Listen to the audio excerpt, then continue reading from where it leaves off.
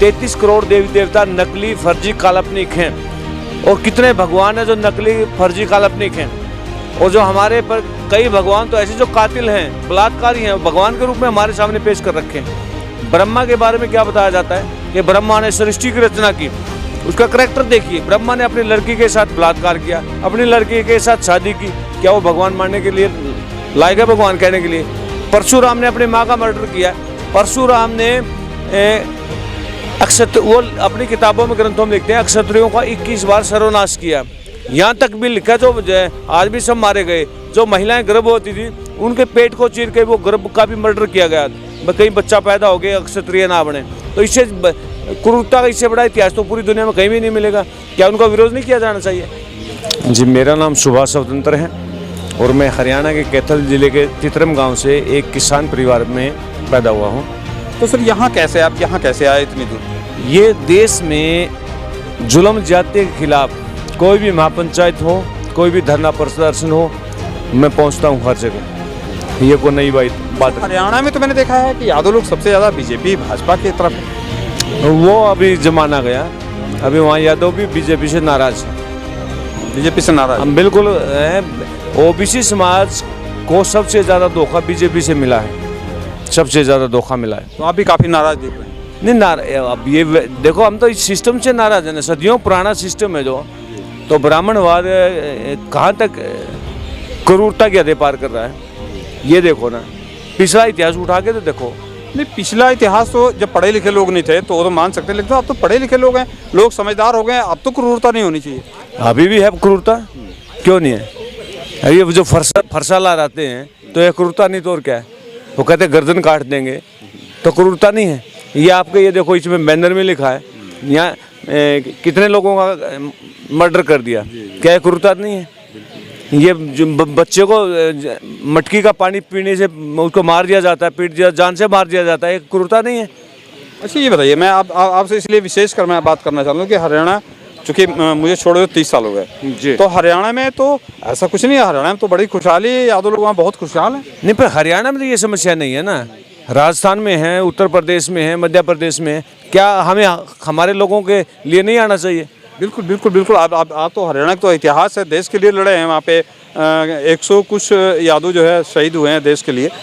China के border पे जो लड़ाई हुई थी वो तो हमको भी याद है। तो मैंने तो इसलिए पूछ लिया कि आपके यहाँ कोई ऐसी प्रॉब्लम नहीं है क्या? आप हरियाणा पंजाब का इतिहास देखें, भारत में सबसे ज़्यादा जो शहादत दी है वो हरियाणा पंजाब के लोगों ने दी है, सबसे ज़्यादा शहादत। अच्छा, मेरे दर्शकों को आप क्या संदेश देना चाहेंगे? दर्शकों को ये संदेश देना चाहेंगे, जितने भी तरह के अंधविश्वास हैं, पाखंड है, ब्राह्मणवादिता है, उन चीज़ों को छोड़ो। आप ये जितने भी कर्म कांड करते हो वो सब बकवास हैं, उनका कोई वैज्ञानिक आधार नहीं है। 33 करोड़ देवी देवता नकली फर्जी काल्पनिक हैं, और कितने भगवान हैं जो नकली फर्जी काल्पनिक हैं, और जो हमारे पर कई भगवान तो ऐसे जो कातिल हैं, बलात्कारी हैं, भगवान के रूप में हमारे सामने पेश कर रखे हैं। मैं स्पष्ट तौर पर कहना चाहूँगा, ब्रह्मा के बारे में क्या बताया जाता है कि ब्रह्मा ने सृष्टि की रचना की, उसका करैक्टर देखिए। ब्रह्मा ने अपनी लड़की के साथ बलात्कार किया, अपनी लड़की के साथ शादी की, क्या वो भगवान मानने के लिए लायक है, भगवान कहने के लिए? परशुराम ने अपनी माँ का मर्डर किया। परशुराम ने वो अपनी किताबों में, ग्रंथों में लिखते हैं, क्षत्रियों का 21 बार सर्वनाश किया। यहाँ तक भी लिखा जो आज भी सब मारे गए। जो महिलाएं गर्भवती थी उनके पेट को चीर के वो गर्भ का भी मर्डर किया गया, कहीं बच्चा पैदा हो गया, क्षत्रिय ना बने। तो इससे क्रूरता का इससे बड़ा इतिहास तो पूरी दुनिया में कहीं भी नहीं मिलेगा। क्या उनका विरोध नहीं किया जाना चाहिए? अच्छा, आखिरी सवाल है मेरा आपसे। सवाल ये है कि जैसे उत्तर प्रदेश में यादवों को शूद्र की कैटेगरी में रखा है, क्या हरियाणा भी ऐसा है? नहीं, हरियाणा में ये सारे जो यादव हैं, जाट हैं, वो सारे शूद्र ही तो होता है। अच्छा, वहाँ भी शूद्र ही है? बिल्कुल शूद्र। आप रिकॉर्ड उठा के आप स्टडी तो किए ना इन ग्रंथों को। हाँ, ये राजस्थान में इसका भरतपुर का राजा पुष्कर धाम में नहाने गया था, वो राजा भी लौटा दिया था ब्राह्मणों ने, कहा भागो आप शूद्र हो।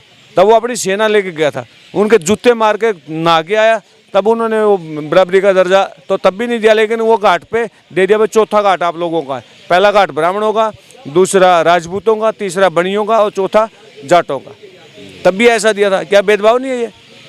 क्या ये खत्म नहीं होना चाहिए? तो आज भी ये स्थिति देखो ना, हर जगह ये दखल दे रहे हैं कि नहीं दे रहे हैं, ये बताओ। नाजायज दखल दे रहे हैं। इनका कोई वैज्ञानिक आधार नहीं है, कोई इतिहास नहीं है। नकली फर्जी काल्पनिक देवी देवताओं को हम क्यों माने? विज्ञान का ज़माना, आप डिबेट करिए, तथ्यों में करिए, विज्ञान की विचारधारा में करिए बातचीत, तभी कुछ सामने निकल के आएगा। जो सच है वो माना जाना चाहिए, जो झूठा वो नकार दिया जाना चाहिए। अब तो सभ्यताओं में वो हड़प्पा मोहनजोदड़ो को हम सबसे पुरानी सभ्यता मान रहे थे। हरियाणा के राखी गढ़ी में सबसे पुरानी सभ्यता मिली है और उसका डीएनए से भी क्लियर हो गया कि वहाँ जो डीएनए वो मूल निवासियों के हैं, उनका विदेशी आर्यों से कोई मैच नहीं करता डीएनए।